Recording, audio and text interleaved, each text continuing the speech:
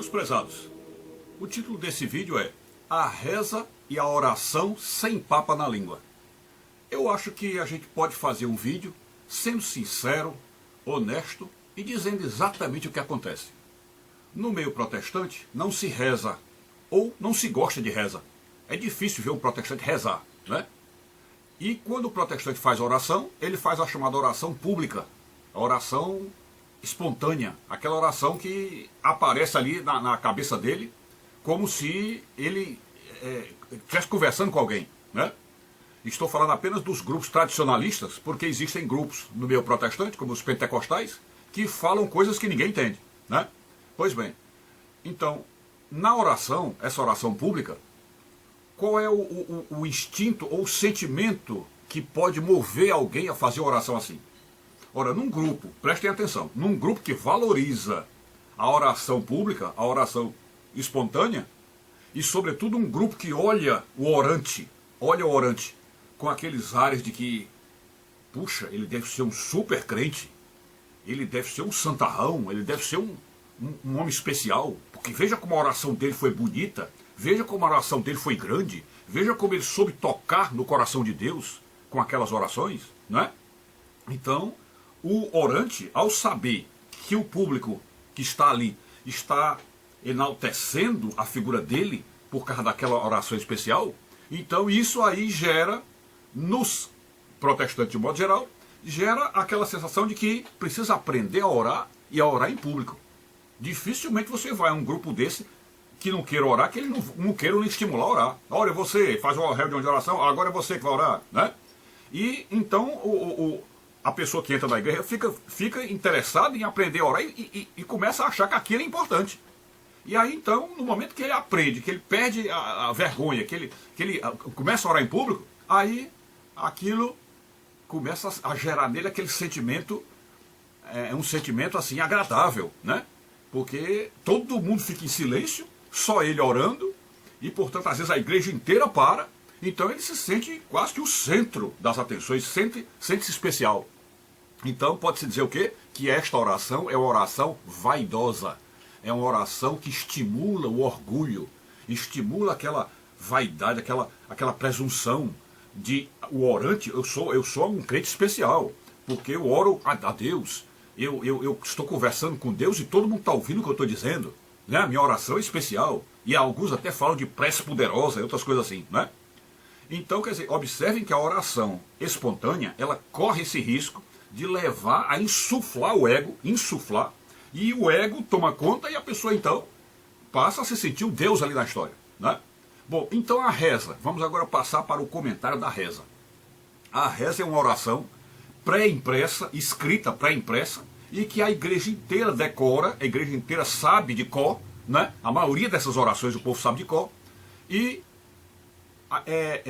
ela, vamos dizer assim, por ela não ter sido criada por aquele que está orando, dizer, por exemplo, não fui eu que criei Nossa Senhora, a oração Nossa Senhora, a Maria, não fui eu que criei o Pai Nosso, né? E outras orações como a Salve Rainha, não fui eu que criei. Então, como não fui eu que criei, aí já tem uma base clara para se quebrar o ego.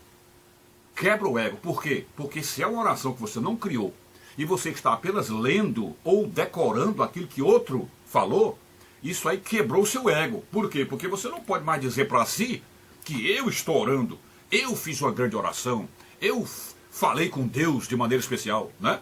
Então, em primeiro lugar, a reza quebra o ego, né? Quebra o ego. Em segundo lugar, a oração pública, essa oração espontânea, ela pode gerar até interesse em que a igreja inteira ore. Tanto é que existem reuniões de orações em que cada um são encomendados para rezar, né? Para orar, né?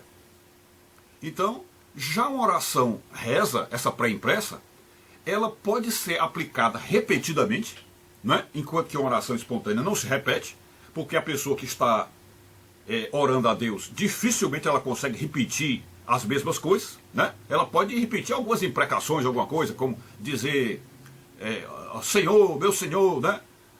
Senhor, glória a Deus, né? Aleluia. Então certas coisas assim ela pode repetir, mas aquele contexto interno da oração, dificilmente ele repete, né?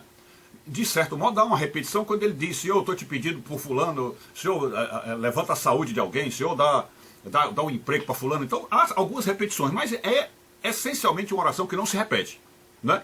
E dificilmente alguém pode repetir, a não ser que alguém grave, né, grave no do som e depois bote-se para ouvir e todo mundo vai falar aquela coisa, né? Pois bem, então já na oração, chamada reza, todo mundo pode repetir a oração. E por ela ser pré-impressa e todo mundo já decorar, ela pode ser repetida à exaustão, pode ser repetida 100 vezes, 1000 vezes, né? Como existe aí a reunião das 1000 Ave-Marias e tudo, né? Então pode ser repetida. Então qual é uma função aí que transparece com a reza? Que transparece, que ela realmente, além de ter esse benefício de quebrar o ego, porque não é uma oração feita por ninguém, é uma oração apenas que está sendo repetida por nós. Então além de quebrar esse ego, a vaidade de ser orante, além disso, ela tem esse caráter de mostrar que ali a vontade que se faz é a vontade de Deus. É a vontade de Deus. E já que a reunião dos orantes sempre envolve pecado, porque onde existe ser humano existe pecado, e a Bíblia diz claramente que Deus não aceita a oração de pecadores, né? Tem passagem lá que diz, inclusive, que o Senhor tapou os ouvidos às orações que se faz naquele lugar, né?